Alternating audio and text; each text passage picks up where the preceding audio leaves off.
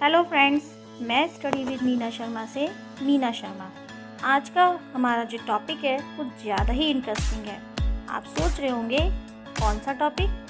वो टॉपिक है हमारा आत्मा का टॉपिक। फ्रेंड्स, आत्मा अजर है, अमर है, यानी इसे नष्ट नहीं किया जा सकता, क्योंकि नष्ट उसी चीज़ को किया जा सकता है जिस चीज़ को बनाया जा सकता है।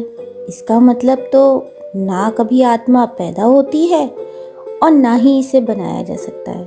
लेकिन अगर हम बाइबल में देखें या शास्त्रों की अगर हम माने तो आत्मा उस परमेश्वर का ही एक अंश है। ये केवल शरीर बदलता है और इस आत्मा के लिए शरीर केवल एक वस्त्र का ही तो काम करता है। अच्छा फ्रेंड्स, वैसे हम सब इंसानों को आत्मा के बारे में जानने के लिए एक ना एक बार जिज्ञासा तो ज़रूर होती है ना। लेकिन इस आत्मज्ञान को पाने में 99% लोग फेल हो जाते हैं और जो आत्मज्ञान को पा लेते हैं वे मुक्त हो जाते हैं। आत्मा केवल शरीर बदलती है, यह कभी नहीं मरती, न जन्म लेती है। ऐसा श्री कृष्ण भगवान ने भगवद गीता में भी कई बार कहा है। शायद केवल एक या दो धर्मों को छोड़कर दुनिया के सभी धर्म पुनर्जन्म में यकीन करते हैं। तो क्या आत्मा दूसरा जन्म लेती है? और अगर आत्मा दूसरा जन्म लेती है तो वो कितने समय बाद दूसरा जन्म लेती है? वैसे कई बार आत्मा और शरीर पर वैज्ञानिक रिसर्च भी हो चुके हैं, जिसमें कई लोगों ने अपना डेथ एक्सपीरियंस बताया है और जिन लोगों ने डेथ एक्सपीरियंस किया उन सभी लोगों की बातों में काफ़ी समानता भी पाई गई है। मरने से पहले बाइबल में भी ऐसा बोला गया है, गरुड़ पुराण में भी ऐसा कहा गया है कि मरने से पहले इंसान को दिखाई देना भी थोड़ा थोड़ा कम हो जाता है, अधिक खाना पीना भी वो छोड़ देता है। ये बिल्कुल वही स्टेज होती है जब एक बच्चा पैदा होता है, वह बहुत कम खाना खाता है और उसे अपने होने या ना होने का कुछ पता ही नहीं चलता। उसी प्रकार मनुष्य के मरते समय भी उसे भी किसी भी चीज़ का बोध नहीं होता।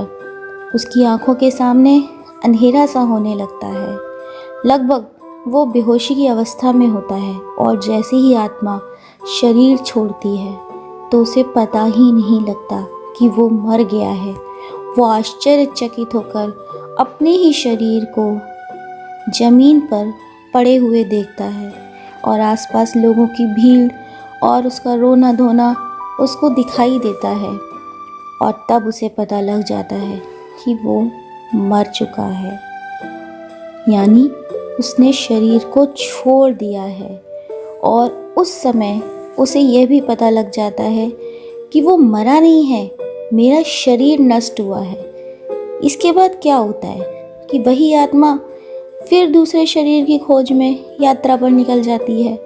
आमतौर पर साधारण मनुष्य को दूसरा शरीर तुरंत मिल जाता है, तो कुछ को 3 दिन बाद, लेकिन वैसे साधारण आदमी के लिए ज़्यादा से ज़्यादा समय होता है 10 दिन या 13 दिन। इसीलिए 10वां या 13वां बनाने की ही मान्यता है। आपको पता है किन आत्माओं को जल्दी जन्म नहीं मिलता?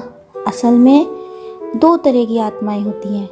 पहली वो आत्माएं जिनको बहुत जल्दी जन्म नहीं मिलता, वो होती हैं देव आत्माएं, पुण्य आत्माएं, जिनको जन्म लेने के लिए एक विशेष प्रकार की माताओं की कोख चाहिए होती। जो मैंने दूसरी आत्मा की बात की थी वो आत्माएं होती हैं जो शैतानी होती हैं, मतलब क्रूर किस्म के इंसान जो बहुत अत्याचारी होते हैं। ऐसी आत्माओं को भी जन्म लेने के लिए एक विशेष प्रकार के कोख की ज़रूरत होती है, यानी गर्भ धारण करने के लिए।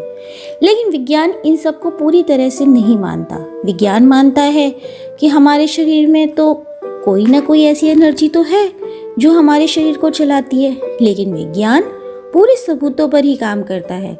लेकिन कुछ ऐसे भी सवाल हैं जिसे विज्ञान आज तक नहीं सॉल्व कर पाया। जैसे कि अगर हम पानी को एनालिसिस करते हैं तो पानी में 2 ही एलिमेंट होते हैं, H2O यानी H2 और O2, हाइड्रोजन और ऑक्सीजन। ये बात साइंस जानता है, लेकिन ये कहा जाए कि इन दोनों एलिमेंट्स को मिलाकर आप पानी को बनाकर दिखाएं तो वो नहीं बना सकते। यह एक नेचुरल प्रोसेस है जो वैज्ञानिकों की पकड़ में आ ही नहीं पा रहा है। नंबर 2 कि वैज्ञानिक इंसान के दिमाग को खोलकर उसमें सारी चीज़ें बता सकते हैं कि इसमें कितने तंतु हैं, इसकी बनावट किस प्रकार की है, लेकिन वही वैज्ञानिक इंसान के दिमाग के अंदर स्टोर वो सारी मेमोरीज़ को नहीं पढ़ सकते। जबकि हमारे दिमाग में सारी मेमोरीज़ इकट्ठी हो जाती हैं, लेकिन उन मेमोरीज़ को वैज्ञानिक नहीं समझ सकते, यानी यह डाटा दिमाग से नहीं निकाला जा सकता। इस जन्म की तो दूर की बात है, हमारे इस छोटे से दिमाग में हज़ारों जन्मों की मेमोरीज स्टोर होती है और दिमाग की कैपेसिटी अनलिमिटेड है, यानी हमारा ये छोटा सा दिमाग अनलिमिटेड मेमोरीज को स्टोर कर सकता है। नंबर 3, हमारे साइंटिस्ट हमारे हार्ट यानी दिल के बारे में बहुत कुछ जानते हैं, जैसे कि उसका ऑपरेशन कर सकते हैं और साथ ही उनके अंदर क्या क्या चीज़ें हैं वो सभी हमारा वैज्ञानिक यानी हमारा विज्ञान जानता है। लेकिन साइंटिस्ट ये नहीं बता सकते कि इस दिल में कितना दर्द था, कितनी नफरत थी, कितना प्यार था। ये डॉक्टर्स के हाथ में भी नहीं आ सकती चीज़। इसके अंदर स्किन है वो ये तो बता सकते हैं, ब्लड है, हार्ट जो भी है सब कुछ बता सकते हैं कि हार्ट में कितने फाइबर हैं, कितने तंतु हैं, मतलब साइंस सब कुछ बता सकता है, लेकिन यह नहीं बता सकता कि इस दिल के अंदर कितनी फीलिंग्स थी, कितना गुस्सा था, कितनी नफरत थी। तो फ्रेंड्स, ऐसे ही बहुत सारे सवाल हैं जिसका उत्तर ना हमारे पास है ना ही वैज्ञानिकों के पास है। इससे एक बात तो साबित हो जाती है, क्या कि ये हमारी पकड़ से बहुत दूर है, लेकिन यही वो चीज़ है जो हमारी ईश्वर, हमारे परमेश्वर पर हमारी आस्था को बनाए रखती है।